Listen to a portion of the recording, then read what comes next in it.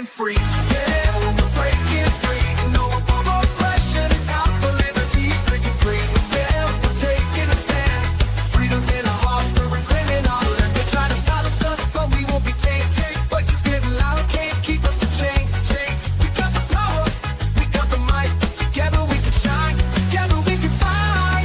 Feel the rhythm in your feet. It's time to stand tall. Raise your voice and shout. We're breaking down the walls. We're breaking free. Yeah, we're breaking free. No more oppression. It's time for liberty. Breaking free. Yeah, we're taking a stand. Freedom's in our hearts. We're reclaiming our land. We're claiming our land. I hate this show. Oh my goodness.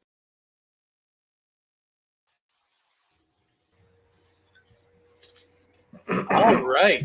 Welcome, everybody, to another Friday night edition of Are You Smarter Than a Politician? This is your gateway drug to liberty. Tonight, three notable political minds from the Free State Project go head-to-head over the biggest question in America right now. Who should really hold your power, Washington or you?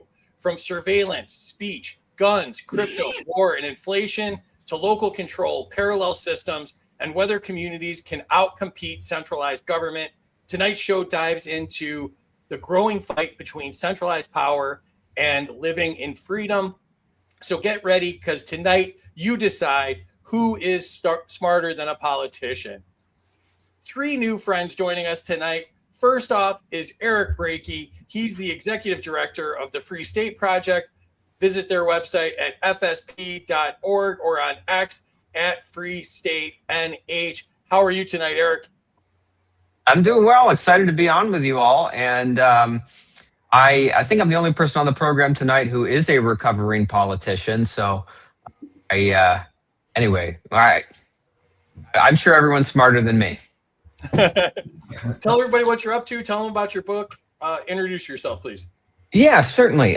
So lately I've been leading the Free State Project in New Hampshire, the most effective libertarian strategy that's ever been tried. And if you don't know about it, you should check it out at fsp.org. And I'm getting ready to attend the Libertarian Party National Convention. If you're going to be there, please be sure to find me at our Free State Project booth and ask us about what we're doing. But I've been in the Liberty world since the Ron Paul 2012 campaign. I was the state director in Maine for his campaign, a state that we won. I served 3 terms in the Maine State Senate. I'm the author of Maine's constitutional carry law, overhauled medical cannabis, a whole bunch of other things. But ultimately, I realized my state was a sinking ship for liberty, and there was no more I could do. So I decided to hop the border, go to New Hampshire, the one state where liberty is winning, to help make sure that we are building freedom, building an arc. So when all the other liberty lovers out there, including those watching this program, realize that liberty is lost in their state, they should know that they need to visit, move, and build in New Hampshire, the #1 state for freedom in America. Excellent. And I did write a book called The Liberty Cannabis Practical Guide to Door Knocking, which you can find on Amazon. Perfect. Thank you. Also joining us tonight, Carla Gericke. She is the host of the Art of Independence podcast. You can find her on YouTube at Carla Gericke TV and also on X at Carla Gericke. How are you tonight, Carla? I'm doing great. Thanks for having me. And introduce yourself to everybody, please. I am, as the title says there, the president emeritus of the Free State Project. That was an awesome introduction by Eric. He has the pattern down. So I will just, reiterate the pitch that New Hampshire is where we are building freedom from the ground up. I am currently a real estate agent, and it's sort of my second career. I cut my teeth in Silicon Valley as a high-tech lawyer at Apple and Logitech back in the dot-com boom, which of course dates me a little bit now. But I fundamentally believe that every libertarian should own a piece of New Hampshire. And I want to make that a reality for as many people as possible, whether we do it through sort of a DAO structure, some kind of blockchain structure, or actually just get all the libertarians to move to our great state. I'm the author of a book called The Ecstatic Pessimist. I did some hardcore freedom work during the COVID mania days. As you mentioned, I am doing a show called The Art of Independence and The Independence here on cable access television. And I'm sure I'm forgetting a million things, but people can find out more at carlagericke.com. Excellent. Thank you. And last but not least, Jason Sorens. He is the founder of the Free State Project. Also, same website, fsp.org. And if you want to check him out on X, at Jason Sorens. How are you tonight, Jason?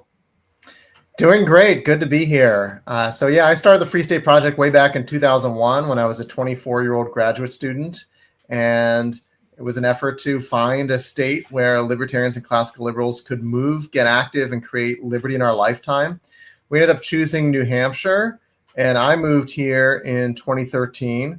I was a college professor for many years, but now my day job is I'm a research economist at the American Institute for Economic Research. So you can find a lot of my work at aier.org, which is based in Great Barrington, Massachusetts. So I spent some time during the week down there and also work from here in New Hampshire.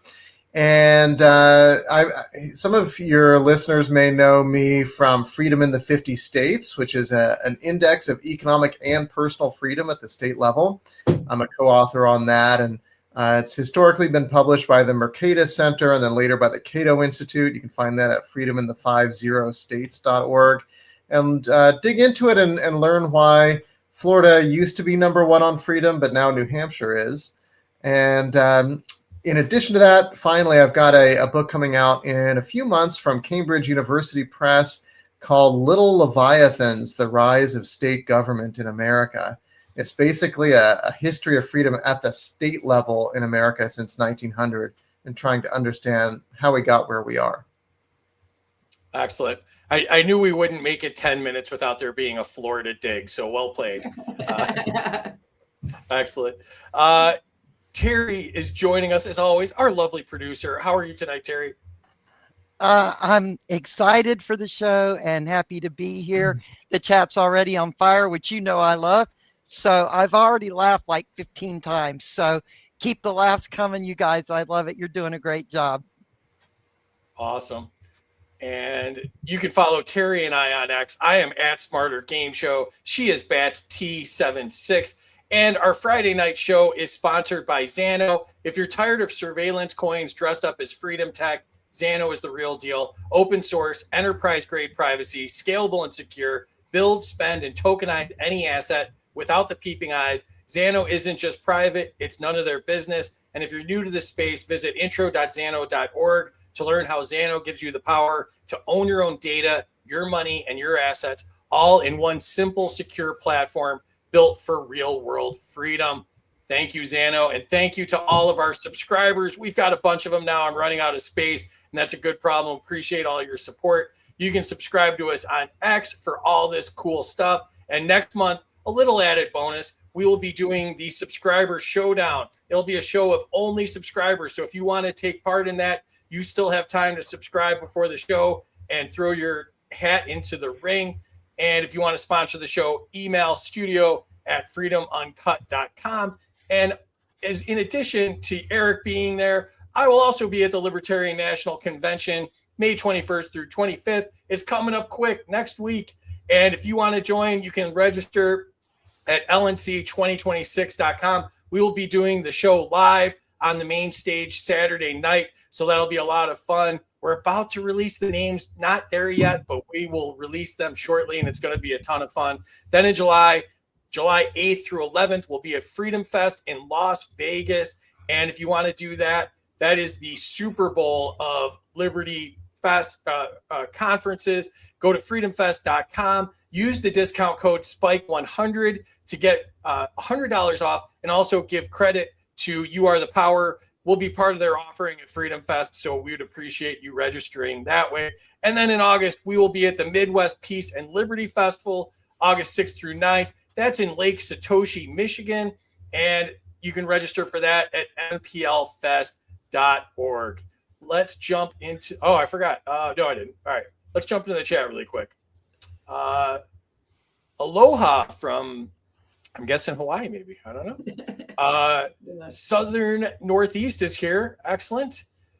Jonathan Miller, a subscriber who's running for NC Senate, is here. What's up, buddy? I have almost enough time to air fry some chimichangas before it starts. That's excellent. Hetero something is here. Welcome. Jim Lee's here. Welcome. Mike Fitco reposted. Appreciate the repost. If anybody'd like to do that, we appreciate it. No more politicians, please. Hey. Yeah, that might have been a direct shot. You didn't lose points for it, so that's a plus. Right. Craig's here. What's up, Craig? As usual, 1 trillion points for Terry. That's excellent. Brent Freeman from the Aiming Up podcast is here. What's up, buddy? And the Free State Project reposted. Appreciate that. Jeff's here. Welcome. Luna's here. 200 to Brakey for being one of my very first guests on the show. That's based. Dan's here. Another subscriber. Hello from Nag's Head. Is that sounds like my ex-wife? I don't. Is that a place? Amity's here. What's up, Amity? Lemmy's here. A new subscriber. What's up, buddy? Here's a little song is here. Welcome. Kay's here. Another subscriber. Hi, Kay. 100 to Eric. His dad was the first guest I had on my podcast talking about thorium. Very cool. Me and the Agris Bros are coming to New Hampshire. I'll be there in a few years. That's based. Wonderful. Big howdy from Texas. William, another subscriber. Appreciate you, brother. 100 to Jason. Love the boat shoes. I don't know. A yacht rock joke, maybe. I don't know what that was. Waz is here. What's up, buddy? 200 to Carla, based libertarian activist.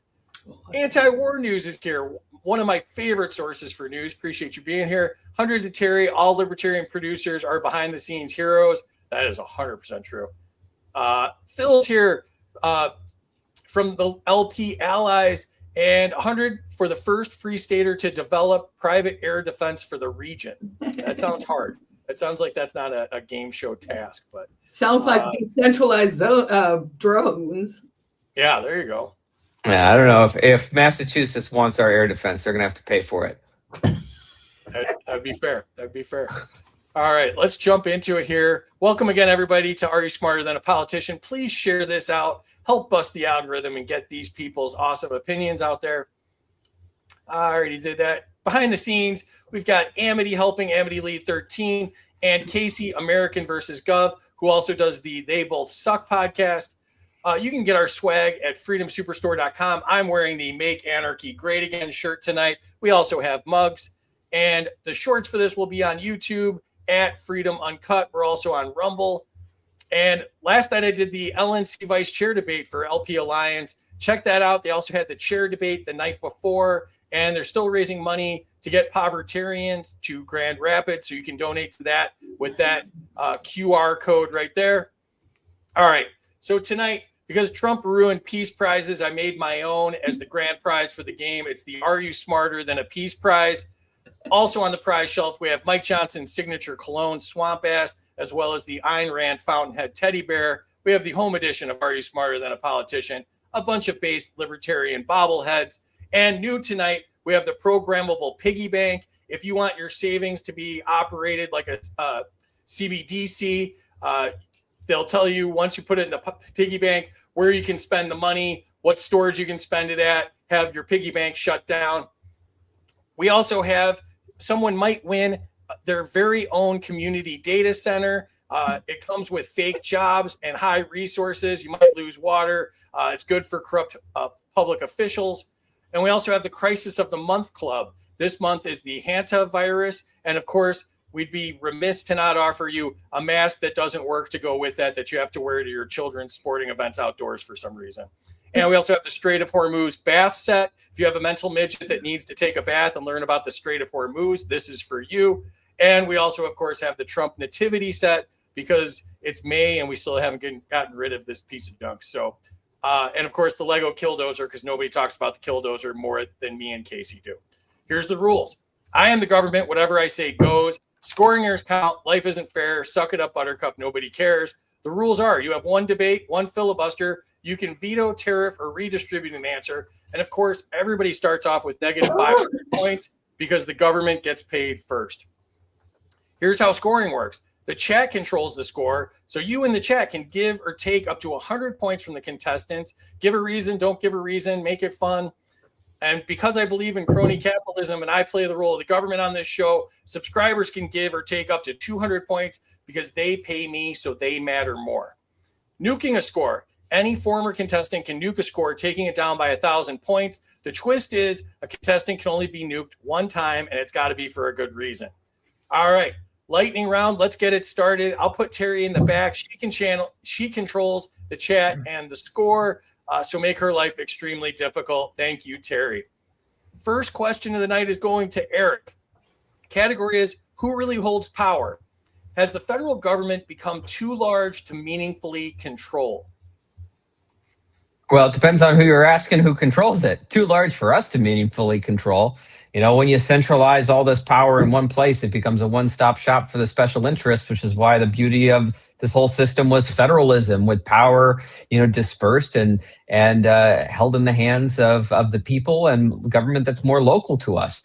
But to take that power back, we need to use the 10th Amendment. We need to nullify the federal government. And in order to do that, you need to have a concentration of people in your state legislatures willing to do it, like we're building here in New Hampshire, where a quarter of those in the New Hampshire House of Representatives are libertarians running and getting elected as Republicans, because we are pushing and taking the machinery of the Republican Party here in New Hampshire and pushing it towards liberty. So, it's if you want the power back in the hands of the people, you're not going to win it in Washington, D.C. You can only win it at the state house and in your local government, and take the power back that way. Excellent. Thank you, Eric. Next question is to Carla. Do billionaires now shape public policy more than voters do? Yes, I do believe so. The real question is, though, is that better or worse than what we currently have? And that, of course, is up for debate. Hopefully not officially right now. You know, billionaires, it's not by the nature of them being wealthy. It is by the nature of the way the system is structured, right? Because we as voters think we have a say, but we really, really, really do not. I, can concur with what Eric said. The federal government is too big. So if we can all agree on that, then it becomes like, well, if we're going to say the billionaire is the boogeyman, then what should they be controlling? So currently they control big tech. So we have, we're seeing that sort of take over our lives in a way. And I think we should be a lot more concerned about the Fourth Amendment and surveillance and privacy and what is currently being unleashed on us. So do I think billionaires have more control than voters do? Yes, absolutely.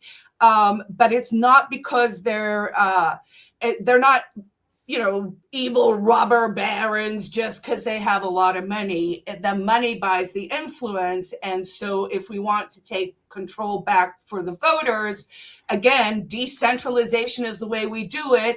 And I personally think we should be decentralizing down to each individual unit. So here in the Free State, we are building a movement of individualists. Ask me how it's done.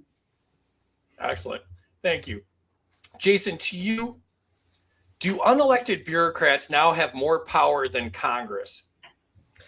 Yeah, but only because Congress has decided to make it that way. I mean, how many laws have they passed in the last 2 years? Like 5, something like that. I mean, literally. Congress has decided to put itself out of a job, basically. And that's not how our Constitution was structured. It's basically supposed to be that the legislative branch controlled the executive branch. The executive branch is simply implementing whatever the legislature told it to do. And we've totally inverted that now in the United States to where the executive branch is the dominant branch with executive orders, with administrative regulations. And the Supreme Court is trying to do their part, right? They're trying to say, hey, we're going to overturn Chevron. We're going to take these steps here to say that you actually have to follow the law if you're a bureaucracy. And you can't just make stuff up. But the problem is when Congress doesn't act to rein this stuff in the long run, we can't just rely on the courts because it's so expensive. It takes so long. Unfortunately, we live in a world now where unelected bureaucrats rule our lives much more than our elected representatives. Excellent. All right, back to you, Eric. The category is the expanding surveillance state. Has mass surveillance gone far beyond stopping terrorism? I remember, well, yes, of course. And I remember when I was sponsoring in the Maine Senate a bill called the Fourth Amendment Protection Act, which would have had the state say that we are not going to cooperate or give resources to the federal government or use their resources when they have, when they're giving intelligence that they've gathered on citizens without a warrant from a judge. And the Attorney General's office came in opposed to it and says, but we need this surveillance from the federal government in order to prosecute crimes. It's like, oh, wait a minute. So all of these mass surveillance apparatus, all of this this ability to spy on people outside the Fourth Amendment, we were told this was about foreign terrorism, but now it's about local domestic crime. So this is particularly in the post 9/11 era, this has become a totally out of control situation, and and it's depressing to watch in Washington D.C. that no matter who's in charge, these unconstitutional powers just keep getting renewed. Absolutely true. All right, Carla, to you. Should the government need a warrant to access your digital data? Yes, technically, I do believe that is what the Constitution at least would have fathomed if they had understood the digital realm. I'm a little out on the limb here with some things. My thinking is changing a little bit with privacy, because I'm wondering if that ship has just totally sailed, and if whether we should just accept privacy as dead and then figure out a new and better way to make it all work. But, yes, the government should actually have to follow the Constitution. Yes, we should demand warrants. We all know the FISA courts, which of course have been abused since the Patriot Act was introduced post 9/11, that they have been using these courts, abusing it. The real magic trick that they do, by the way, is of course that they circumvent the U.S. Constitution in the United States by having the intelligence community work through the Five Eyes. So basically they use the Commonwealth countries, Australia, America, England, etc., to sort of bounce the information. So every country is technically breaking the law of their citizens' country, but they're all breaking it and then sharing the information behind the scenes. So the reality is, I think we are still in this idea that we can somehow still have privacy. And I think maybe we should be thinking much more aggressively about how we can force open government, both on the federal level and of course on the state level. Here in New Hampshire, we have the 91A laws, which are our sort of FOIA laws. And in fact, I'm doing a summit tomorrow with a whole bunch of people where we're going to look at overhauling those laws. Yes, we should demand the warrants, but are we going to get them? No, we are in the stage where we have secret courts giving secret warrants that are then issued, and then people are told, hey, you're not allowed to tell anyone that we have this warrant. So it's almost, it's farcical. It's very, hey, 1984 called and it wants its paperwork back. Definitely true. All right, Jason, to you. Has the Patriot Act permanently changed the relationship between citizens and the government? Yeah, I think it has changed the mentality because, there was a lot of opposition to it, especially the mass surveillance part when Edward Snowden revealed that, that provoked massive opposition. And yet nothing got done. Nothing really got changed. So I think, when you fight something, you want to win, which is why, that's why I fought the TSA stuff when they started doing, the scanners and everything. It's like, well, let's fight this. Let's opt for the pat downs. Let's make them take these extra steps so that they know that there's opposition out there and that there are Americans who feel this way. But we didn't win. We didn't win with the Patriot Act. We didn't win with TSA. And so now we're in a situation where the government knows it can get away with a lot of this stuff. So take control of your own privacy. Use the toughest encryption you can. Use Signal. Use Monero. That's really the only solution here. Zano to that list as well. Great answer. All right, Eric, back to you. The category is free speech in the digital age. Has fear of cancellation weakened open debate in America? I think that's probably certainly true. I certainly know that the personal nature of things, that the fact that certainly, if you take an unpopular opinion, right, people don't just disagree with you, but they come after your employment and demand that you get fired from this or that. But I've certainly seen how this has affected too, just kind of like people's willingness for good people to even like run for local office. It is so hard to recruit people, oftentimes good people, the kinds of people you want running for office to fight for liberty, because just how personally nasty things get. And if they don't have something on you, they'll just make it up. I mean, look at the smear campaign they're running against Thomas Massey right now, without any kind of real evidence in like the last weeks leading up to the election, right? It is the personal nature of things, what they will go into to try to tear good people down, I think keeps a lot of good people out of the arena, which is why those who are power seekers end up in these seats, because good people tend to want to sit on the sidelines and not get involved in the fight in that way. Great points. Yeah, we're all rooting for Massey, I think. Carla, to you.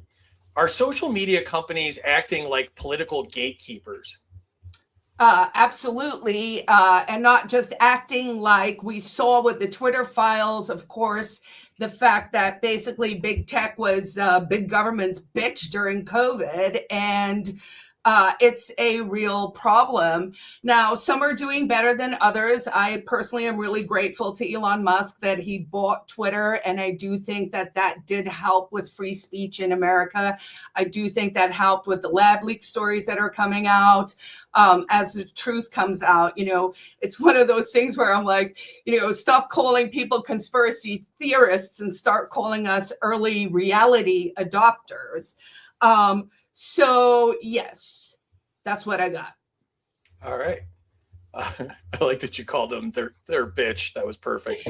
All right. Jason, to you. Have Americans become less tolerant of unpopular opinions? Oh, big time. They've become less tolerant of any form of disagreement, I think. I mean, if you've been around and been in the political discourse for 20 years or so, you know that things really started to change. I remember first hearing from some of my Dartmouth students back in the early 2010s about how, there are these new liberals. They call them shit libs, and they this is before woke was a term, right?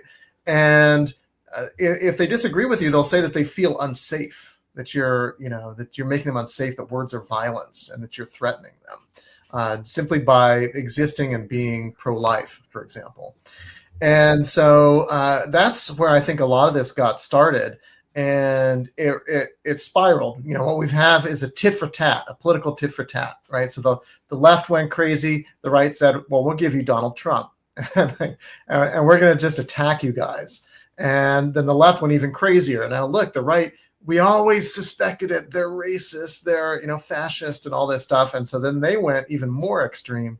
And so then the right comes back with even less tolerance of the left. And we've got people like J.D. Vance saying, we got to tear apart American government, tear apart any constitutional norms so that we can persecute the left. Because if we don't do it, the left is going to do it to us, right? And so that filters down, and people become much more politicized and willing to punish each other for their views. Like in my case, I ran for a local town office once and had a guy calling my job and my wife's job, trying to get us fired. So this is the type of thing that happens these days. Definitely agree with that.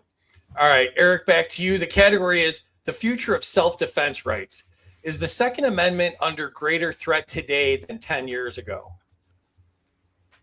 It's an interesting question, because I'm trying to remember where we were 10 years ago. And 10 years ago, we were on the cusp of the constitutional carry kind of revolution taking place around the states. Actually, 10 years ago, I was sponsoring and authoring Maine's constitutional carry law as we saw the beginning of a domino effect in state capitals around the country, winning back the right to keep and bear arms, to carry a concealed firearm without a permission slip needed from the government. And as I look in Maine and a lot of other states, it seems like a lot of that momentum has stalled. Now, in states like Maine that were once like Second Amendment stalwart states, they're passing red flag gun confiscation laws where government goons can confiscate your firearms based on the suspicion, not that you have committed a crime, but that you might possibly commit a crime in the future. And and you have no due process and no right to defend yourself in a court of law. And how would you even if when the accusation is pre-crime? And this is gaining steam and popularity in many once strong Second Amendment states, including Florida, I will add, has a red flag gun confiscation law, to my friends in Florida, the number 2 state for freedom in America. And of course, ironically, 10 years ago, one of the great impetuses, one of the great things that was pushing us to advance Second Amendment rights was the fact that you had President Barack Obama coming out every like a couple months talking about taking people's guns away. And so on the state level, people rose up, fought back, and expanded gun rights. But now people are more at ease with a Republican president who does not have the best track record on gun rights. Let's be honest about that. And is certainly not doing a lot of other great things as well. And so I think that Republicans who have long been maybe very important to the Second Amendment coalition have kind of gone to sleep a little bit and are letting this momentum stall because they feel a little bit more at ease that their tyrant is in the White House. Yeah, I agree. Down here in Florida, we like to call them Pam Bondi's red flag laws. So I already apologized for her to everybody. So. All right, Carla, to you. Should law-abiding citizens be able to carry firearms nationwide? Absolutely. Yes. In fact, I think I blew Grok's mind the other day. I like to play with the AI. I'm doing a series on my website called AI and I. And I like it when I get all the agents engaged, right? Like sometimes it just crashes and then I'll ask the question again and then all 4 agents will come up and I'll be like, oh. So the way I blew its mind recently was, I was like, you know what we should do? We should have a program to put a gun in every hand of every adult in the world.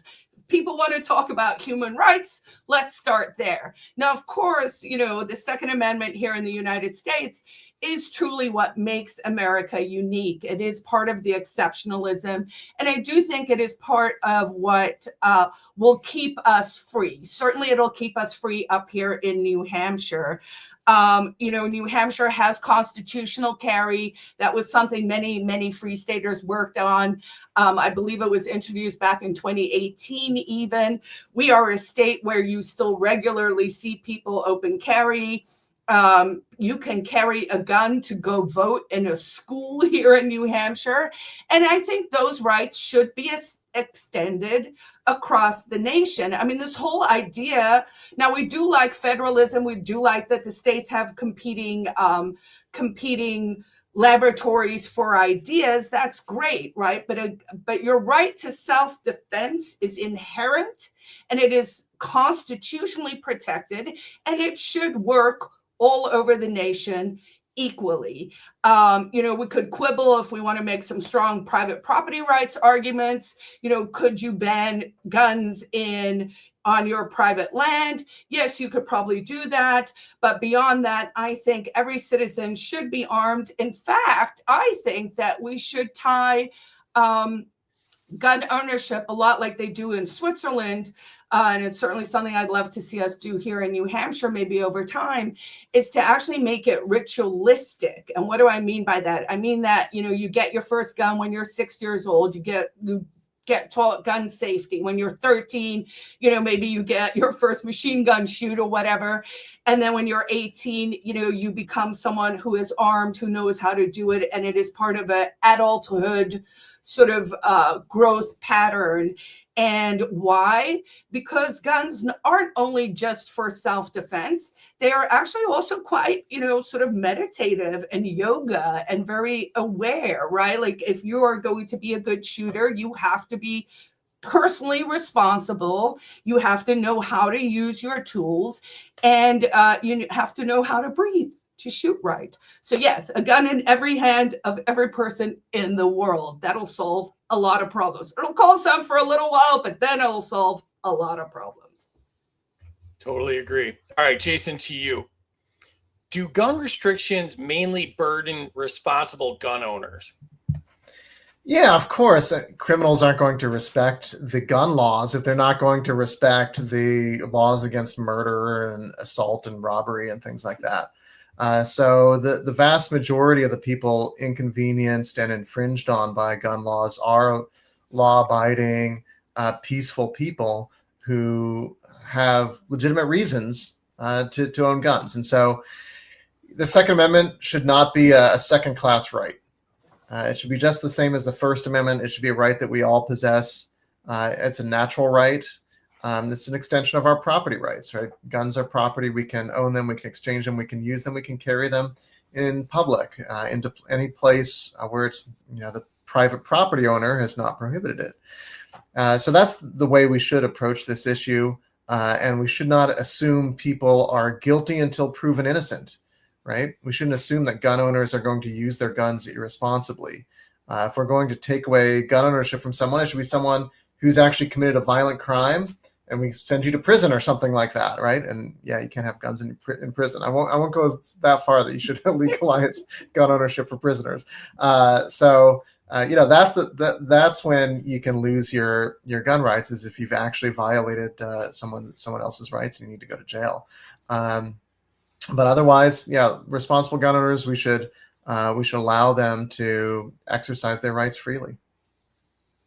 Perfect. All right. Enter your scores in the chat if you've not done so already. Share this back out if you don't mind. The chat is flying tonight. Two Pennies wants your autograph tomorrow, Carla. 1,000 points to Eric from his mother. Oh, very nice. Welcome, Eric's mom. 200 to Jason, since he's been smiling the entire show so far. Yeah, we appreciate the enthusiasm.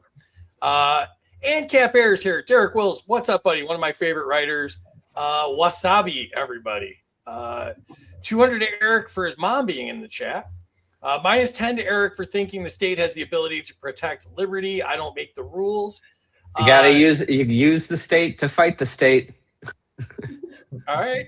Jim Lee's here. 100 to Carla for the badass background, 50 to Carla for the hair, 200 to Carla for decentralization, 200 to Jason, Congress gives bureaucrats the power, 200 to Eric for no spying without a warrant, 100 to Eric, best Texas background I've seen on a podcast. This is actually a New Hampshire background. I would have guessed that. The real free state, not Texas, which is, I think, Jason, where is Texas on the Freedom in the 50 States Index right now? Not as high as you would think it is.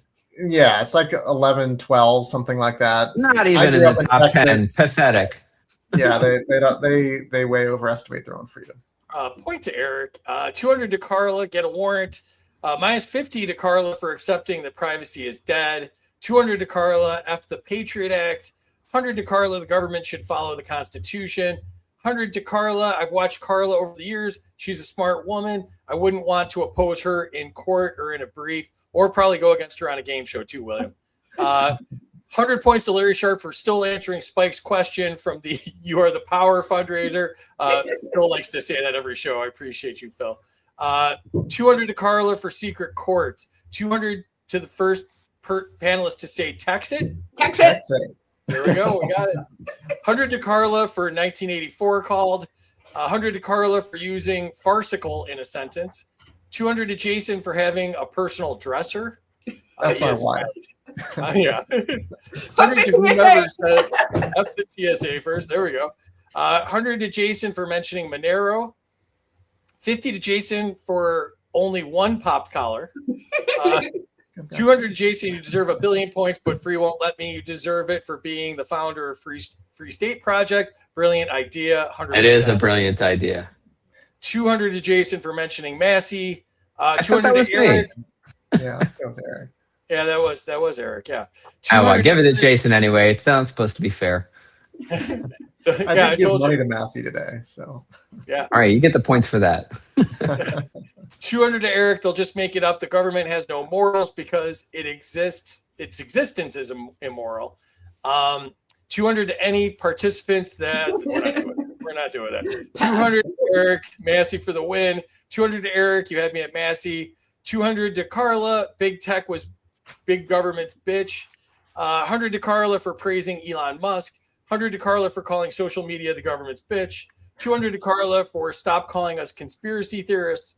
Minus 100 to Carla. Elon promotes an algorithm suppressing anti-war and anti-Israel voices. Yeah, I've been getting it. I've been getting it really bad because I'm anti-war. And that's Anarcho Cat. Make sure you follow him. One of my favorite memers. 50 to Jason for all of his flowers. 100 to Jason because I said so. 200 to Eric. He remembers where he was 10 years ago. I don't remember what I had for lunch today. 100 to Eric for lobbying for constitutional carry. I did that shit in Texas, and it exposed just how corrupt every level of government is. Minus 100 to Eric for Florida bashing. I'll endorse that. 100 to Jason for dissing on the Republicans. 100 to Eric for correctly calling out the bullshit on both sides. 100 to Carla, abso-fucking-lutely. 200 to Carla for the theatrics. 100 to Carla or 10 to Carla for the porcupine swag. By the way, the Free Staters are the original porcupines. The LP stole it from us. True story. I did not know that. 200 to Eric. 2A allows me to drive a tank and own an aircraft carrier. Killdozers for the poor if they can't afford a battleship. I love it. 200 to Carla. Your right to self-defense is inherent. 50 to Eric, Jason, and Carla for being the holy trinity of liberty. What's up, Katrina? Katrina did a great job on the show the other night. But just like a triumvirate. We can leave the holiness out of it. We'll be the triumvirate of I'll liberty. get struck by lightning on the show. That would be bad TV. Here's a little song is here. Welcome. 100 to Carla for suggesting actual education.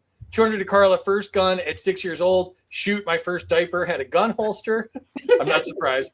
100 to Carla for gun yoga. 100 to Carla for promoting personal responsibility. 200 to Jason, what? Say it ain't true. Criminals don't respect gun laws. Shouldn't there be no gun laws? 200 to Jason, gun laws affect law-abiding citizens. Freedom comes with responsibility. 100 to Carla for explaining that. 100 to Carla, they can take this full auto M4 from the 16-year-old's cold dead hands. 100 to Jason, we shouldn't be guilty until proven innocent. 100 to Jason for explaining innocent until proven guilty, not the other way around. 200 to Carla for having absolute energy. Minus 100 to Jason for not wearing an ascot. Minus 9 to Eric for having his mom give him points, although I'm sure you're a good boy. Jim I am, but I didn't ask her. Chair. What's up, Jim? I recuse myself on grounds of cowardice. 100 to Jason for knowing each state's ranking. Grumpy Gnome is here. What's up, buddy? Alibi Jim is here. 100 to Eric because not enough people have been giving Eric points. And minus 10 to Eric for usurping the porcupine. No, the LP usurped it from us. We're not big IP people. You guys can use it, right? But we just give the Free State Project some acknowledgement for being the ones who first realized that the porcupine was the symbol of, hey, we're peaceful, we don't mess with you, but we open carry, so don't mess with us. Yeah, it's a great thing. I like it. All right, check out the scoreboard. Carla in the lead, 25-10. Jason, 2,200. Eric, not far behind, 21-32. Let's jump back into it. You gotta drop some more F-bombs or something. There we go. Yeah. See if you can get your hair up in the air like Carla's too. That might work. Yeah, it was a B-bomb, by the way. It's not gonna work. It's not gonna work. All right, Eric, to you. The category is can communities govern themselves? Are local communities more trustworthy than distant federal institutions? Well, I think Thomas Jefferson kind of was really onto something where he said that the only place democracy really works is on the local level, where the individual voter and the person who's, has the greatest say possible in the rules that are going to be governing over him. So it's like, if we're going to have kind of government anywhere, the closer to home it is, the more accountable it will be to individuals. But I also think there's something worth acknowledging here. Andrew Heaton wrote a really good book called Tribalism is Dumb. And he talks about this concept of Dunbar's number, whereas as human beings, like the maximum amount of people we can like identify with is about 150. And when groups get larger than that, we stop seeing people as people and we start seeing them as others and depersonalizing people. And so really the closer you can get decision making to that kind of that base unit of like 150, the more everyone's going to feel bought in and the better things are going to work out. So the further away you get, you try to have decisions made governing like 300 million people. Yeah, that's good. That's a recipe for disaster. Absolutely true. Very interesting. All right, Carla, to you. Has centralized government weakened civic responsibility? Yes, it absolutely has. And in fact, I think centralized government did a really evil thing between the 50s and now. I mean, they did several limitless evil things, but I was reading the other day that the Oddfellows, which used to be just a private, citizens club, private civic institution, was the largest worldwide club that had like hundreds of millions, or maybe I'm forgetting the numbers, but there was a lot. There were a lot of people. And I drove down the road here and I saw Oddfellows and I was like, oh, that pinged in my head. And I kind of went down a little rabbit hole of why don't we have more civic institutions anymore? And of course it is because they were replaced by centralized government, mostly starting under Roosevelt. But then more recently, this whole thing with the NGOs, right, the non-government organizations that have just become extensions of the centralized federal government. So not only do we have the problem that we have centralized federal government, we also have the money printing and all of that money sort of trickling through to these nonprofits that are really just a large extension of big government. I concur with Eric's sort of point that, the farther away you get, the worse it is. So really what we want to be doing and what we are doing here in New Hampshire, from the clubhouses we've built up, right? So New Hampshire, our libertarian sort of homeland, has 6 or 7 clubhouses, libertarian clubhouses in different regions.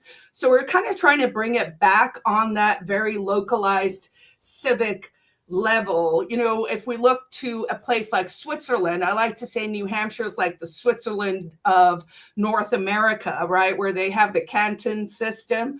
So we should be looking at that. So whenever we're looking at the nut to crack that is the federal government, I mean, I disagree with both our other guests here in the sense that I do think New Hampshire could secede and actually become its own country. But barring that, we should be building as many alternatives, voluntary associations, civic organizations, and really take that power back into our own hands. Do I need to play a debate card here? I was just told that that Carla disagreed with us for the first time. Is that how it works? Can we? Is that how it works? Do we have to debate secession now? If you want to duke it out, all right. I'll give. It'll go to Eric first, and then to Carla. I'll remove me and Jason from the stage, and you can start after I do that. All right. Well, of course, I am a radical 10th Amendment guy. I believe in nullification, and I appreciate the secessionists in New Hampshire for making me appear as a moderate for the first time on the 10th Amendment. And I certainly agree with the right of states to secede. I think that our country is built on secession. The question is whether or not it's a practical way to get towards more liberty. And I think certainly right now, if New Hampshire were to try to secede, I worry at very least we would lose access to like the 50-state free trade zone that we benefit from. And I also am kind of worried they would declare war on us and murder us. So I have that concern as well. Which, to be fair, is a legitimate concern. Even our guest, Robert F. Kennedy, who came to PorcFest a few years ago, when I straight up asked him, would you murder me if I tried to secede? Did not want to answer that question, if you remember correctly.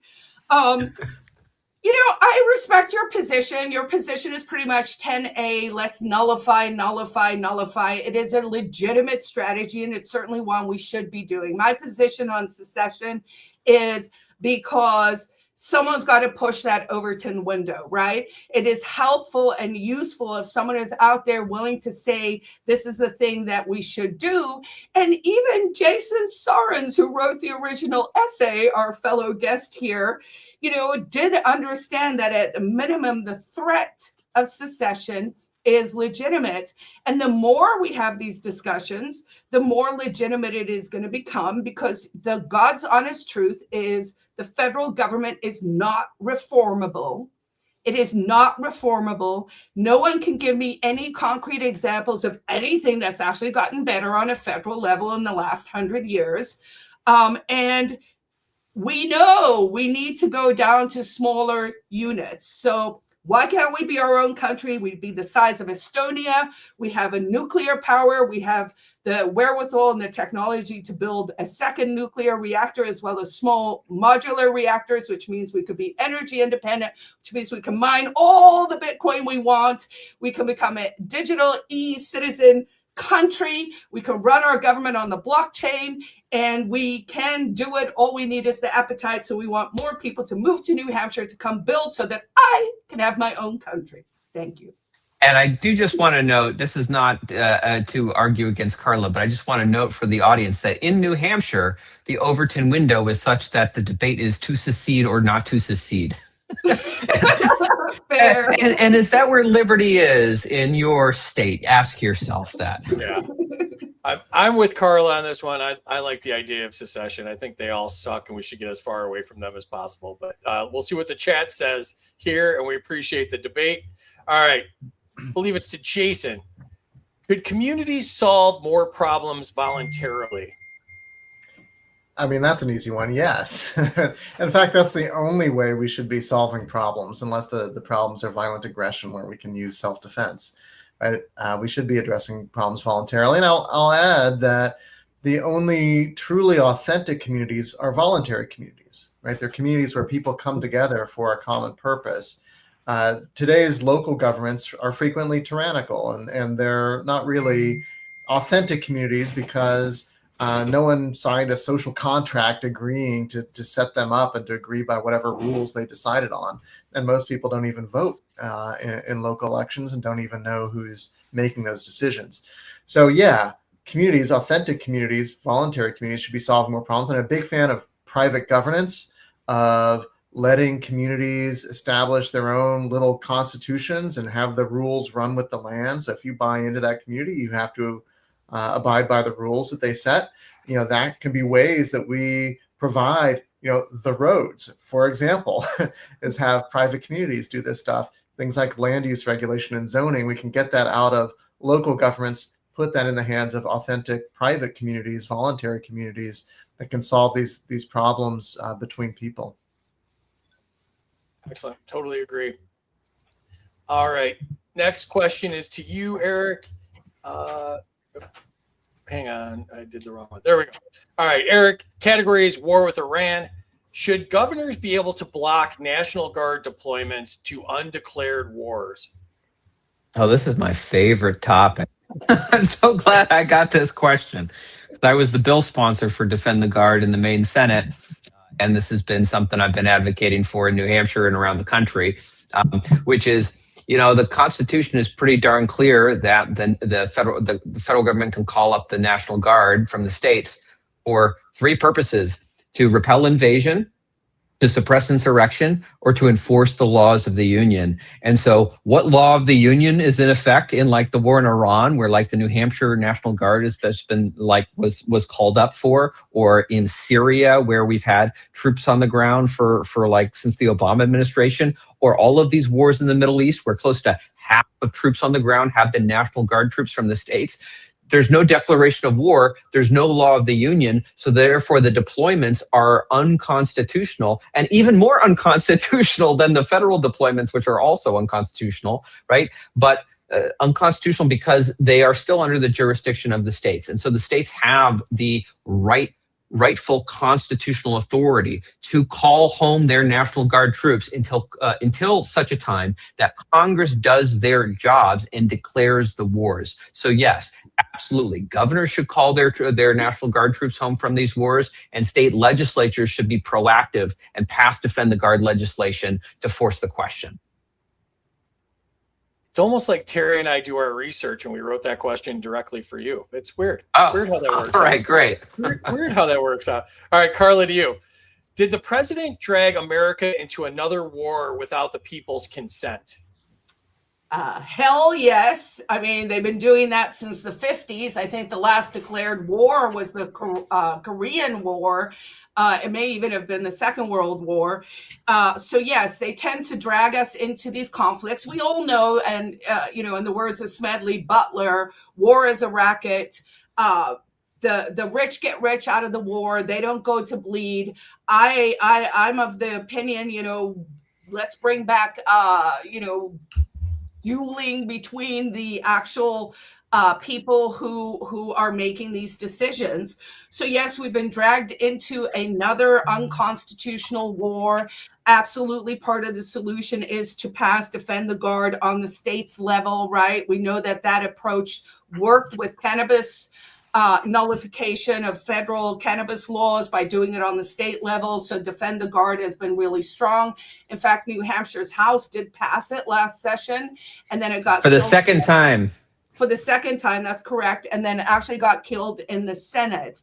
Here in New Hampshire, we have 400 state reps at the state House level, the legislators, and then we have 24 senators, and we have had and made strides with more pro-liberty people in the Senate, but they are collegial. There are 24 of them. That is where cronyism goes to really crony. And so they are the problem in this. What should we be demanding? First of all, we should just say no. Of course, the conversation should be about refusing the draft. There's a lot of chatter in the billionaires class and on X and those kinds of things about bringing back a draft, or we should have these 2 years where you go and do conscription and they call it little peace things and whatever, but we all know it isn't that. I will also say that I read a funny thing the other day that said we should rename the Strait of Hormuz to the Strait of Schrodinger because it is both open and closed at all times. That's hilarious. I love that. All right, Jason, to you. Is this war making Americans safer or just poorer and more controlled? Yeah, I mean, it's definitely making us poorer. I mean, this was a dumb conflict. And my guess is that there were people in the administration who had the intelligence and made the case that Iran had a lot of asymmetric ways that they could fight back and impose pain on the U.S., and that's just what they did. This was a war of choice, and I thought Trump was against that. But clearly, there's a debate going on within his administration, and the bad guys won on this one. So we're seeing inflation as a result of this. And in the last economic data I saw, in fact, real wage growth for Americans was negative in the first few months of this year because of the inflation that's jumped up since the war began. So this is going to be now a real political problem as well for the administration because Americans don't support the war. They certainly don't support inflation. This is why Americans put Trump in office, actually, was to deal with inflation. And so it's absolutely hurting us for really ultimately no good reason. It's just made the regime there even more entrenched. Like, what are we even doing here? Totally agree. All right, Eric, to you. Category is decentralization and the future of America. Is decentralization the only peaceful way to keep a divided country together? Yes. I mean, a country as large as America is now and as culturally diverse as America is across the 50 states, across 300 million people. The idea that you're going to have everyone governed with one-size-fits-all rules from Washington, D.C. is just absurd. And it's why the temperature keeps getting raised every single national election cycle And we feel like every single national election is existential because increasingly it is. We shovel more and more power into the city to dictate everything from war and peace, from money printing down to like what kind of toilets you can have in your homes. I mean, it is so far beyond the scope of anything the founding generation imagined for kind of this general government. Of course, they didn't even call it a national government. They call it federal because it was supposed to be decentralized. Now it's like a joke. It's a joke that we call it a federal government. So yes, the only way we're going to be able to kind of coexist in the long run is to find ways to disperse political power back locally, back to the states and to the localities as much as we possibly can. Awesome. Love that. All right, Carla, to you. Is the future of America more local, more voluntary, and less centralized? I feel like you guys knew me. I got all the yes answers. I mean, I think we should be decentralizing down to our mitochondria. I'm like, hey, I'm a mitochondriac. What do I mean? I actually do mean that it goes down to your body, your unit, your corpus. So, I'm a big proponent of, yes, decentralization in all things. I really like the way that Ross Ulbricht explained it when he got out of prison. Of course, he came up for Pork Fest last year. And we are doing, in case no one mentions it, I'm going to put a plug in for the Spontaneous Order Porcupine Freedom Festival coming up this June in New Hampshire, all over the state with different people doing different things. I think it's going to be a really interesting time. But Ross said at the Bitcoin conference 2025, he talked about decentralization, freedom, and unity, and kind of in that order, right? So yes, we should be decentralizing down to local units because that plays with that Dunbar number of the 150 people, right? You should be taking care of your street, your neighborhood on a very concrete level. Here in West Manchester, where I live, we help the ladies who live on our street. My husband serves on the park board, so we clean the park, we do litter pickups, and not only does it give you a sense of purpose, but it really is living your principles. So we should make it very local. I think as we possibly move into this era of abundance, right? I mean, the robots are coming, folks. Like, we're going to have to figure it out. We should look at it through a lens of opportunity for this decentralization as well, by which I mean maybe people can start to be more artisanal again, i.e. people can actually start to do the things they're passionate about and get paid for it. If you are a really good baker, I've got some backyard chickens. I'm not saying we have to go full barter or anything like that, but I do think part of healing the world is healing yourself, of course, but then also here in New Hampshire, just taking it down to the absolute local level and making your literal physical environment the way you want it. Sounds good to me. All right, Jason, to you. Would America work better if states competed for residents? Yeah, absolutely. And this is the way it used to work before the federal government got so big, especially after the New Deal.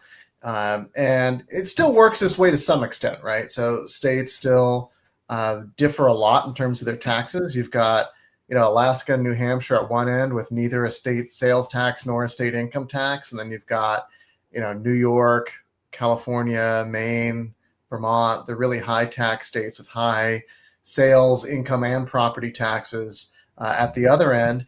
And the states at the really high end have been losing people to the states at the low end on taxes. Americans have been voting with their feet for freedom. And this is something we find in Freedom of the 50 States. We didn't necessarily expect to find this because we thought, look at the way Americans vote.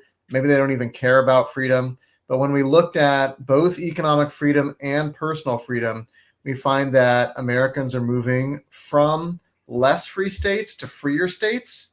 And the effect is even stronger when you have two states right next to each other where one is a lot freer than the other. then really a lot of people hop over that border from the less free state to the freer state. So that makes us even more confident than what's going on here is about freedom, that Americans may not always vote for freedom, but when it comes to their own personal lives, they will vote with their feet for freedom. They want that freedom for themselves, and they're willing to give up controlling other people if it means that they get freedom in the areas that they care about. So yeah, we should shrink the federal government, send more policies back to the states. Then states could do different things. If you want socialism, go to California, go to Vermont, go to New York, New Jersey. You can get socialism in those places. If you want free markets, tolerance, libertarianism, you can go to New Hampshire and some other states. Florida's number 2, right? Some of these freer states. At least on economics, Texas is okay. Not on personal freedoms, dead last. So yeah, once states can vary like that, people can end up in a policy regime that they prefer, that's better for them. Love it. And we're number 2. All right. Enter your scores in the chat if you have not done so already. Share this out again if you don't mind. Let's jump into the chat. 200 to Eric for IP not being real. 200 to Eric for trying to do the flock of seagulls here. I did catch that. It's when I was trying to catch up to Carla. Yeah, it did not work. It did not work. 200 to Eric for referencing Thomas Jefferson. Local comment. 200 to Eric. Further away you get from 50 people is a recipe for disaster. Government doesn't scale. 100 to Carla for secession of New Hampshire. 200 to Carla for building alternatives and clubhouses. 200 to Carla, the federal government is not reformable. 200 to Carla, federal government not reformable. Texas government also very not reformable. 200 to Jason for something profound while I was away from keyboard. Minus 100 to Eric for not wanting to secede. 100 to Eric for debating Carla, 200 to Carla for winning the debate, 150 to Jason for calling out the social contract, 200 to Jason, we don't need government to build and maintain roads, 200 to Eric for defend the guard, 100 to Eric for defend the guard, 100 to Eric for his work on defend the guard, 200 to Jason if he takes a few pictures from Carla's wall. 100 to Eric for unfurrowing his eyebrows. Okay. 100 to Eric, collars up. In Texas, we have our collars down. 200 to Eric for his knowledge and explanation of the guard. 200 to Carla, hell yes. 200 to Jason, we have 2 sets of collars, one up, one down. There's a lot of collar stuff going on here. 200 to Carla, war is a racket. Yeah, Carla's switching her look up here. 200 to Carla for being right on war and also dueling. 100 to Carla for quoting Smedley Butler. I think our show has more Smedley quoting than any other show. 100 to Carla, just say no. 200 to Carla for the Strait of Schrodinger. 200 to Jason, Iran is a dumb conflict. 100 to Jason, being correct on an easy question. 100 to Jason, doing the economist bit. 200 to Carla, Strait of Schrodinger proves the cat is dead because of the stresses of war. Yeah, Trump would definitely kill the cat. 100 to Eric for taking. He'd call it a pussy. Yeah, you would grab it by the pussy. That's exactly right. 100 to Eric for taking a second to answer and not just quoting himself. 200 to Eric, disperse power back to the localities. 200 to Eric, disperse power. That's the same thing. 100 to Carla for pimping the powerhouse of the cell. 200 to Carla for decentralized to the individual or mitochondria. 200 to Carla for the Ross shout out. Yeah, we're so glad Ross is out. 100 to Eric, smallest level of authority gets us closer to anarchy so we can all wear those cool black hoodies. Can I just say, I think Carla deserves even more points for being the person who got Lynn Ulbricht on stage at the Pork Fest many years ago and really helped kickstart support for this. So someone wants to throw Carla some more points for that, I won't object. Badass. Absolutely badass. 200 to Carla for her hopium for a future of abundance from AI and automation. Let's hope so. And that it doesn't fall into technocracy. 200 to Carla for using the word decentralized more than the other two. 100 to Jason for free state migration. 100 to Jason for being awesome. 200 to Jason for voting with his feet. 200 to Jason, if only New Hampshire had Texas weather, you would have 31.71 million free staters and some Florida people too. We love We the might show. run out of space in New Hampshire at that point. So just 20,000. Just send us 20,000. We all live by the water though, so the size of the state's kind of skewed. So 200 for the furrowed eyebrows again, and 100 to Carla for getting Lynn on stage. Excellent. All right, let's check out the scoreboard again. All right, it's really close. I like this. Carla's still in the lead, 57-50. Jason 5,600. Wow. Eric 55-32. Like 200 points dividing this up here. All right, let's jump back into it here. I'm not swearing enough. Yeah. I don't even know who I mean, my mom is watching. Really, I can't drop F-bombs with my mom watching. Yeah, that's true. That you might lose points in more important contests from that, you know. All right, Eric, to you. This category is brought to us by Xano. We appreciate them sponsoring the show. The category is the rise of cryptocurrency and parallel finance. Is cryptocurrency a legitimate threat to government-controlled money? 100% it is. And of course, I have to mention that New Hampshire is the granite cradle of crypto, where some of the earliest crypto and Bitcoin innovators were. In fact, you know, the first Bitcoin ATMs were programmed right here in New Hampshire and showcased at the New Hampshire Liberty Forum. And so many innovators have come out of New Hampshire because of the concentration strategy, building this network effect. Right at the time when we were coming off of the Ron Paul revolution, and everyone, the whole Liberty movement knew we have to end the Fed. We've got to challenge these central bankers. And the only federal solution people were working on was, well, let's see if we can get Congress to pass audit the Fed. And, you know, here we are all these years, decades later, Congress still has not passed audit the Fed. But you had innovators in New Hampshire in particular, but also around the world, kind of recognizing, rather than just trying to, you know, get the system to correct itself, what if we build a parallel system? What if we build our own monetary system? And so Bitcoin really took off with a lot of support in New Hampshire, and now it's like it's ubiquitous. And of course, there are other cryptocurrencies. I'm kind of agnostic on which one will be the one to rule the world or all of that. But whichever cryptocurrency rules the world, as long as it's decentralized, as long as there's no central authority that controls it, it means that the people control it, and the central bankers will be out of a job. I like that a lot. All right, Carla, to you. Are regulators trying to crush cryptocurrency innovation?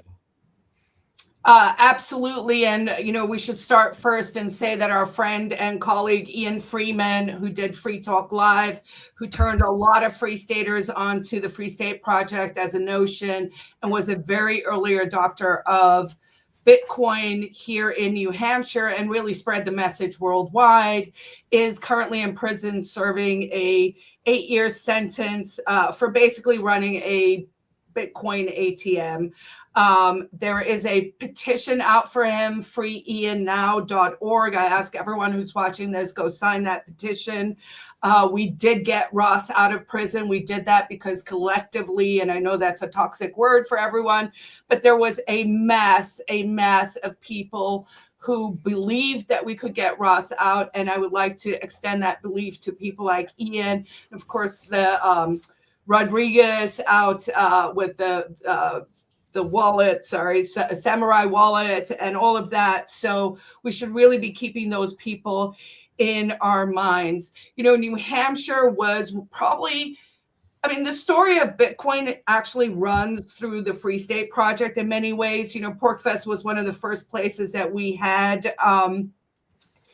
people come out, Roger Ver, Eric Voorhees, Vitalik Buterin, the Xano, I hear you say it a different way. For some reason, it went into my mind as Xano, like Xano, say no to, you know, fiat currency. They were out at PorcFest last year. So really, we have had a really, really strong crypto community here. Why? Because we do understand the value proposition of smashing the state by getting them away from the fiat currencies. We do have to beware of the CBDCs. I think that warning from the points with the technocracy is real. We're going to have to see how it's going to play out. But absolutely, the rise of crypto, Tor, let's not forget that. I know I said I think privacy is dead, but I think we can still try and fight it. And really, to my point about privacy being dead is it should be dead for the government. They should have no secrets from us, and we should be allowed to have secrets from them. Totally agree. And I actually have my free Ian Now graphic here. So you can visit freeiannow.org to sign that petition. I don't know if you guys saw it in the beginning, but I have a shout out to him in my credits for every show on my list of political prisoners. So we always have him in our mind and we're rooting for him. Absolutely. So, all right, Jason, to you. Does crypto offer protection from inflation and devaluation? No. I think that was the original idea, but it hasn't worked out that way. Bitcoin's design made sense where you have a fixed cap on the amount of Bitcoin that will ever be mined, and you gradually asymptotically approach it. And so that helped, I think, boost its value quite a bit in the early days. But what you find is that on a year-to-year basis, crypto's values do not correlate with inflation. They're not an inflation hedge. In fact, they seem to be pro-cyclical. So crypto goes up when tech stocks go up, right? So it's kind of a bet on financial innovation. And so I do see the use cases for blockchain technology and for privacy coins for kind of keeping your transactions hidden from the government. But if you really want to hedge against inflation, I'm still a precious metals guy. I'm sorry. Gold and silver, they're proven. And, that's where I put my money, and I'm glad I did. I hope some of you out there also did that within the last couple of years, because if so, you've done pretty well. I agree. All right, Eric, back to you. The category is who controls your money? Are banks becoming too connected to political power? Well, I mean, that's what the whole banking system is, right? All of the banks are connected to the Federal Reserve, central banking system, and the Federal Reserve banking system, for all its, so-called independence, doesn't seem very independent when, the head of it is appointed by the President of the United States, and it's, and it's ultimately just a backstop for congressional overspending. So yeah, the whole system is tied into politics and tied into the powerful, and it's the whole reason why what they call the Cantillon effect, right? As all the new money is printed, it goes to the politically connected first, and they get to spend the money before the inflation hits as they bid up the prices, and then the lowly wage earners at the bottom rungs of society, you're too rich to collect welfare, but not rich enough to not be a working stiff who's just living paycheck to paycheck. They get hit the hardest when the money finally reaches them. It reaches them last. So yes, it flows because the way this banking system is centralized. The new money flows to the politically powerful and to the politically not powerful the last. Absolutely. All right, Carla, back to you. Could digital currencies increase government surveillance? Yes. Because we actually are seeing that here. Even Operation Chokehold, which was how people like Ian Freeman and the other guys were implicated in this past round that came straight out of the Biden administration. So I think that, surveillance is really just a reality now. And to the point of the CBDCs, right? Like it does, the play does seem to be that they are going to build in this sort of surveillance level That being said, because, I need to be the eternal optimist, notwithstanding my book's title, there are tools to get around it. There are ways we can do it. People should be looking at the privacy coins more carefully. We should also be looking at maybe ways that we could integrate crypto into statehood in some ways, as we're doing here in New Hampshire we're the first state that introduced a Bitcoin reserve, right? So we suggested that up to 5% of the public funds in New Hampshire can be held in Bitcoin because of its market cap, and it is open to other crypto over time, but also gold, silver, and platinum. So it was actually a very clever bill that Keith Emmon, one of the great Free Staters up at the State House, put in, where we created the Bitcoin reserve so that could become a possible hedge, although I just learned maybe it's not a hedge against the inflation. But yeah, I think, surveillance is such. I'm going to go. Can I call my tangent? Am I allowed to do that? Okay. Do it.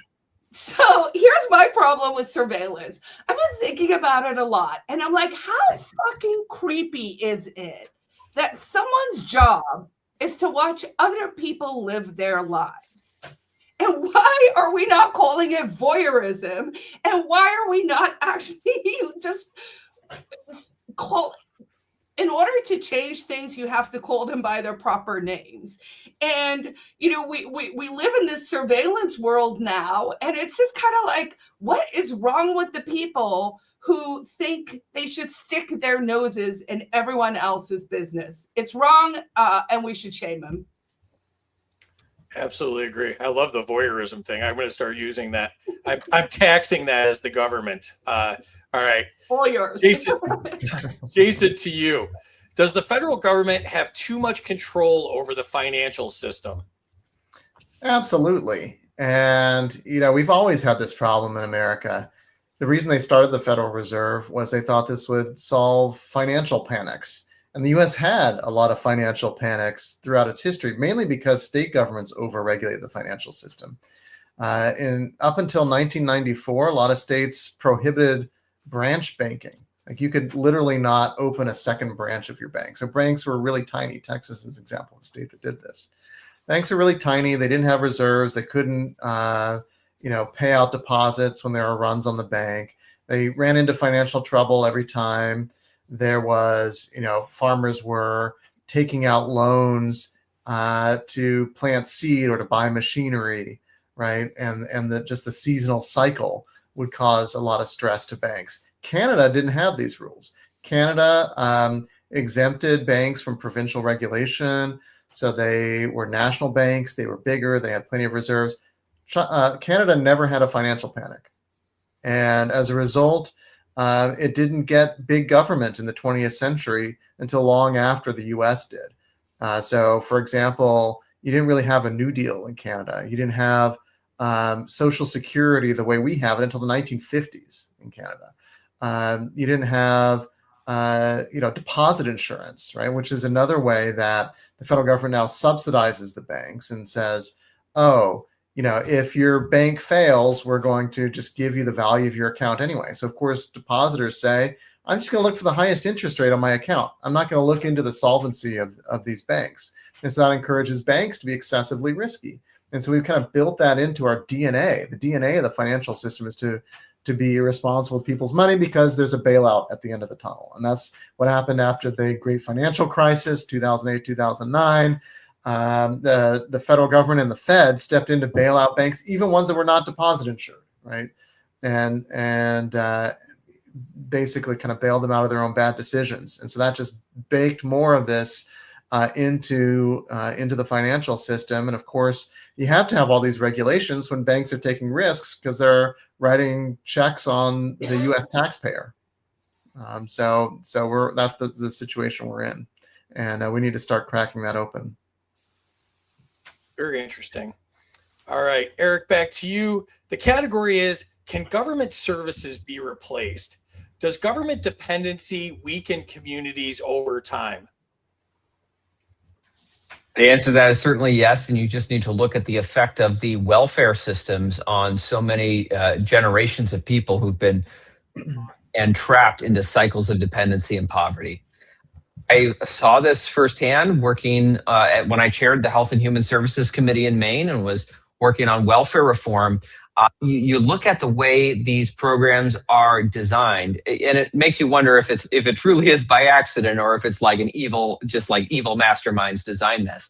Like, you get into these programs, and then if you try to get on the path to independence and self-sufficiency, you take a job, you get a raise at work, they offer you a raise, and then the welfare program comes in and says, sorry, actually, you'd be making too much money if you take that raise. And so you're going to lose more in benefits than you would gain if you took that raise at work. And so people get caught in this behind this welfare cliff where if they try to take one step forward, they end up 3 steps backward. And so people get caught there, and this is how they learn how to live, and this is how they teach their kids how to live, and it becomes intergenerational dependence on these welfare programs. Whereas when we had more civic organizations and private charity, the expectation was to help people in poverty. There's more accountability. There's more knowing the people who are in need and more being able to tailor things to their actual situation and what they need help with,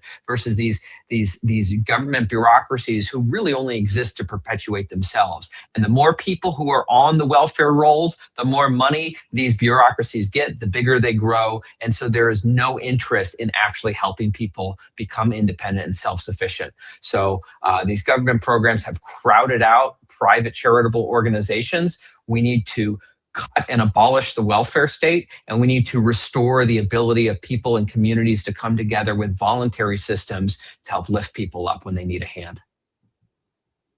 Excellent. All right, Carla, to you. Are public monopolies reducing quality and accountability? Yes. Monopolies generally bad because it crowds out competition.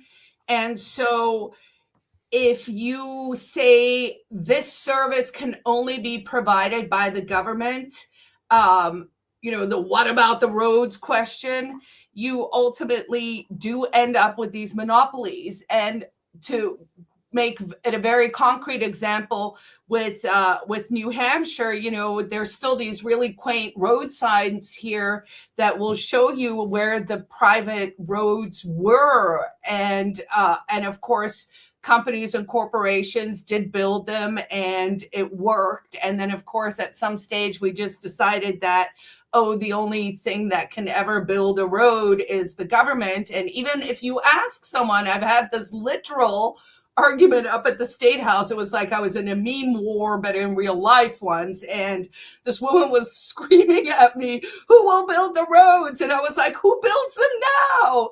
And she's like, the government. And I'm like, no, it's literally a company that gets subcontracted. So we could just cut out the middleman, in this case, the shakedown mafia, who are taking almost 50% of your income every year.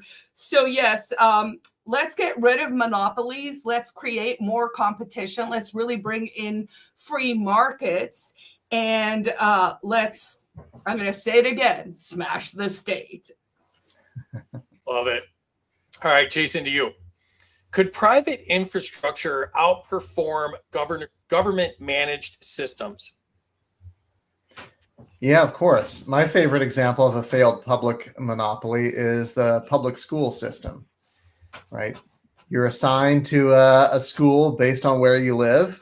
That's your school. You can't go to any of the other government schools. In most states, you're not allowed to do that. And if you go to a private school, you still have to pay the taxes for the government school. But look at the performance of government schools. I mean, we've seen spending go up and up and up and up. And in most of the country certainly over the last 6-7 years, math and reading scores have gone way down. So the quality of education has become a lot less. Actually, in a lot of places, the number of students being educated in public schools is going down, and yet the spending still goes up and up. So it's very inefficient. That's why we need school choice. If we're forcing you to pay taxes for the public school, you should be able to get those taxes back put your kids in a private school or homeschool them and get your taxes back. And then that will create competition for the government schools. Long run, I want to get rid of government schools. Let's turn these into private institutions. There's no reason that they need to be owned and operated by the government, just like roads. These are things that could be done entirely by the private sector. And just empower parents to choose the best place for their kids. And they're going to do that. Parents care about their kids. They care about their kids' education. And let's create that competition so that schools want to get that parental dollar and they'll improve their quality to get it. Excellent. Love that. All right. Last 3 questions of the night. First one is to you, Eric. Category is localism and agorism. Is building outside the system more effective than voting harder? Certainly, if you live in any other state than New Hampshire, your vote probably isn't going to make too much of a difference. In New Hampshire, it does make a difference because our state representatives are so local. We've got 400 of them. It's like literally like every neighborhood elects a state representative. And that's why libertarians are taking over the New Hampshire state legislature. But certainly voting alone is not enough. I mean, in the free state of New Hampshire, our philosophy is, right, we want to get people into office so they can dismantle these apparatuses of state power. But then you also have to make sure that we are building the parallel systems that are going to replace the functions that those state apparatuses have crowded out, right? That's why it's not just enough to like vote for people to do school choice, which we are doing here in New Hampshire. We're doing very effectively, but also you need the people who are building like the homeschool co-ops and the alternative schooling models that can run parallel to the government schools as they lose market share, and these other models can grow up in a real marketplace of education, which is abundant in New Hampshire. But take that and apply that to any area where we're trying to weaken these state institutions. You got to build up the parallel structure so that you have the ability for people to switch from the state model to a freedom-based model. Absolutely. All right, Carla, to you. Should communities create alternatives instead of waiting for politicians? Yes, I mean, that's the literal whole thing with the Free State Project, is to build the alternative, to build the parallel institutions, to build the alternatives, to lead by example, i.e. to show other people that these ideas actually do work. So yes, absolutely. I do want to add, just because, weird note on Canada here, if everyone will indulge me for a second, since Jason brought up the banks in Canada, and we were talking about monopolies. Of course, we also have a monopoly in airport safety with the TSA, and I am a big proponent of let's abolish the TSA. But shockingly, I didn't know this until fairly recently, Canada actually has private security in its airports. And I was like, Canada can have private security. Surely we can handle that here. So that should be something libertarians should also get behind. There is actually a bill to abolish the TSA up in Congress. Maybe that is something as an issue we can all kind of get behind. The midterms are going to look harsh, and maybe we could do some horse trading. And I wouldn't mind seeing a privatization on that. But yes, absolutely. Localism, agorism, lead by example, create alternatives, create competition, show people our ideas work. It's so bizarre to me that we kind of have to be like, hey, being a decent human and a good neighbor is like, what, radical? Go figure. Yeah. Love it. All right, Jason, to you. Are local markets more trustworthy than federal programs? I mean, just about anything is more trustworthy than a federal program. But yeah, local markets, let's build them. So in New Hampshire, we have these local markets that happen all over the state. There's one at the clubhouse that Carla and I are members of, and I think Eric's a member of it too. That has a Saturday market day, and people come in and bring their wares and trade, and it's cash, it's crypto, it's silver bits and gold backs, right? These alternative currencies are used a lot. in New Hampshire. So local markets are great. I actually think global markets are great too, right? So let's remember Adam Smith's key insight that trade facilitates the division of labor, and we're all more productive when we can specialize in something and then trade with ultimately the entire world to get our needs met. And so that's one of the problems I have with the tariffs, is that they're interfering with our natural right to exchange with people from around the world, and to take advantage of their talents and offer them the fruits of our own labor. So yeah, let's do it all. Let's set up these markets to solve needs, as well as these voluntary communities. And Carla's absolutely right that that's something we can do as well. It's not a market solution. You might call it a civil society solution to a lot of these problems, and that's important too. So let's rely on markets and civil society and shrink what government does. Love it. All right. Enter your scores in the chat one last time. Tell us what you thought of the show. Tell us who you thought won, and share it out one more time if you think people would dig the replay. Let's jump in the chat one last time here. And 200 to Eric for the Carla shout out, and 200 to Carla for Lynn. Excellent. 100 pity points to Eric. 200 to Eric for censoring himself for his mom. Probably a smart move. 200 to Eric for giving agorist arguments. Love it. 100 to Eric for noting the early innovations of crypto in New Hampshire. 100 to Eric for Bitcoin. 200 to Carla for the free Ian shout out. Love it.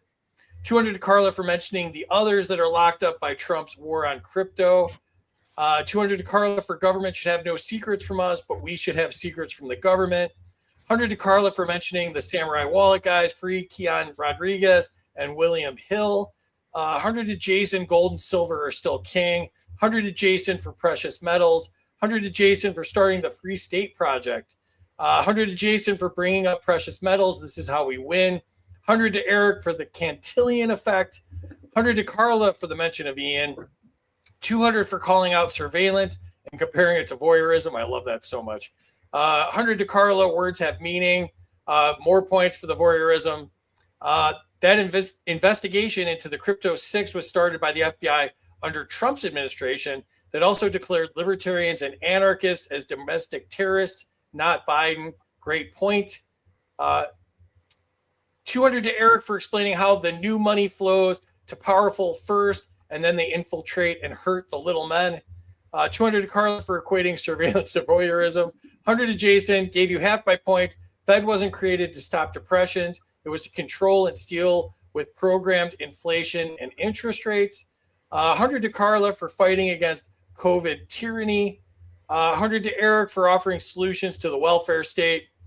Marcus is here from the Black Powder Podcast, one of my favorite shows. 100 points to the Black Powder Podcast alumni Brakey. 100 to Jason for starting the Free State Project. 200 to Eric, New Hampshire might be #1 in the Freedom Index, but Texas is bigger and has more blood-sucking parasites in its government. Hashtag Texit, then hashtag your country exit. 200 to Eric for talking solutions. 100 to Carla, calling the government the shakedown mafia. 200 to Jason for school choice and the homeschool plug. 100 to Jason, let's talk about school choice. 200 to Eric for building parallel systems. 100 to Carla for abolish the TSA. Points to Eric that Carla will understand. Points to Carla for be a good neighbor. Bronner's here, what's up? 100 to the panel at large for essentially pimping agorism. 100 to Jason for letting the folks know about our marketplace success. Love it. 200 to Jason, again, thank you for creating the Free State Project. Great example of beautiful, groundbreaking concept to promote liberty and to be an example for the world. Let's check the scoreboard and see who won. Oh, it was so close. Oh, my God. All right. Carla wins it all, 8,250. Jason, 8,100. Eric, 8,032. Did we establish that Carla and Jason were both smarter than a politician? I think we all are. Absolutely. Prove it with math. Actually, the big problem with politicians is not that they're dumb; it's that they're wicked, right? But Yeah, it's the evil. Definitely the evil. it's the evil. So, all right, Eric, you came in third place. What'd you think, buddy?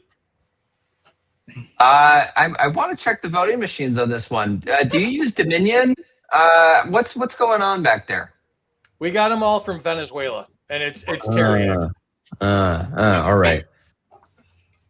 Well, I was glad to be on. Thank you for having me. And yeah, I did see someone mentioned blockchain voting, and I did sponsor a bill on that once, so I'm all for that. And maybe we should have used blockchain voting. Then I would have won because the system wouldn't be rigged against me. That must be it. I never lose. We have Terry Bat's chain voting is how this works on our show. So All right. tell everybody what you're up to. If the Carla lobby is paying her off.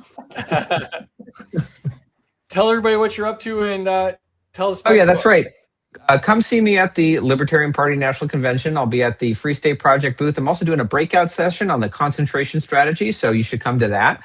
You can get my book, The Liberty Candidate Practical Guide to Door Knocking, which is available on Amazon. It's only $10. I made it very cheap because I want Liberty candidates to be able to win. So you want to get this book. It's the rules that I developed over 10 years of running for office and winning, and how to be effective at winning votes at the door, which libertarians really need to learn how to do. So get the book, and please mark your calendar for June 21st to the 28th. We are doing the Porcupine Freedom Festival. This year, it's all about spontaneous order. We are building Pork Fest all around the entire state of New Hampshire. You can come meet me in person, Carla in person, Jason in person. I know Carla's putting on a lot of content at the Quill Community Liberty Clubhouse in Manchester. Pork Fest is all around the entire state of New Hampshire this year. So you can come visit New Hampshire any week of the year, but this is the best week of the year to come and visit because there's going to be so much programming going on and great stuff to experience. Love it, man. All right. And you can follow Eric on X at Free State New Hampshire, and also check out their website, fsp.org. Appreciate you coming on the show, Eric. And second place was to Jason. What'd you think, man? Yeah, I think if I hadn't gotten points for something I did 24 years ago, founding the Free State Project, I think I would have been a distant third. So that's pretty humbling. But I think Carla deserved it. You know, she knows how to turn a phrase. Excellent. And tell everybody what you're up to and plug your stuff, please. Yeah. So again, I'm an economist at the American Institute for Economic Research and a board member at Free State Project. So I promote both things. But definitely follow me on X and Substack. Look me up, especially if you like to see NIMBYs getting triggered. There's a lot of drama around that. Or if you like data visualizations, I do a lot of those too. So yeah, follow me for economic policy stuff, and look for my book in a few months, Little Leviathans. Perfect. And you can follow Jason on X at Jason Sorens. Also, there's the Free State Project website again, fsp.org. Thank you for doing the show. Our big winner tonight, Carla, what'd you think? Oh, this was a lot of fun. I mean, I can't believe I've made it this late. And tell everybody what you're up to, please. Sure. People can find all my content at carlagericke.com. I'm currently doing a series called AI and I, where I sort of save a lot of my musings that are giving us information. I see it sort of as an academic exercise in some ways, so that we can publicly state this is what they're saying and then maybe vet it at a later stage. I do a lot of transparency work, so if people are interested in that, check out Right to Know New Hampshire. And then for my secession stuff, it is NH Exit. So Nexit Now. We do have an Insta account and on X and Facebook and all of those things. And then, of course, if you are coming to visit during PorcFest, June 21st through the 28th, you can go to porcfest.com. That's PORC for porcupine, not K for food, PORCFEST.com. The schedule is up. There are more things coming. It's going to be a really exciting week. I think it's a really, really fun, decentralized model to keep with the theme of everything we did tonight. Come visit, and then everyone should own a piece of New Hampshire. So reach out to me at Porcupine Real Estate. You can get me at Carla at porcupinerealestate.com. Awesome. And you can follow Carla on X at Carla Gericke. with an E at the end. And then there's her YouTube. Check out her podcast as well. Thank you for doing this, Carla. So much fun. And let's add Terry back into the mix here. Terry, what'd you think? What a fun show. But you know, you guys are really, really awesome. You did a fantastic job, by the way. All three of you did. And you have great people that work with you guys too. And I want them that are out there to know that I do appreciate you guys. Also, if I could just say real quick, Free, starting this week, we are collecting testimonials for people that want to have a chance to present their COVID death situation. If you have all the information you need, contact me in my DMs, and we will get it forward to be discussed at a Senate hearing. I'm not going to use the person's name. At a Senate hearing coming up soon before the midterms, just send me a DM and I'll give you all the directions on how to do that. And I got to say one more thing, because I got really tired of hearing that Florida was number 2. So just so everybody in the chat knows, Florida's been number 1 in education and homeschooling and all of those things for the last 3 years. New Hampshire, you better get your stuff together. All right. You can follow me and Terry on X. I'm at Smarter Game Show. She's at BatsT76. Thanks again to Xano, Your Privacy Matters. Choose Xano, the leading blockchain platform that prioritizes confidentiality and security. And if you're new to the space, visit intro.xano.org. And you can check us out next week at the Libertarian National Convention, LNC2026.com. July will be at Freedom Fest, freedomfest.com. And August, we will be at Midwest Peace and Liberty Fest, mplfest.org. This was so much fun. The chat was awesome. I learned so much tonight. This was just really a great experience. Hope you all had fun. We will be back Tuesday with the Libertarian National Committee chair debate on the show. So that'll be a lot of fun. And then Saturday at the Libertarian National Convention. Have a great weekend, y'all. Thanks for joining us. Appreciate you. Peace out.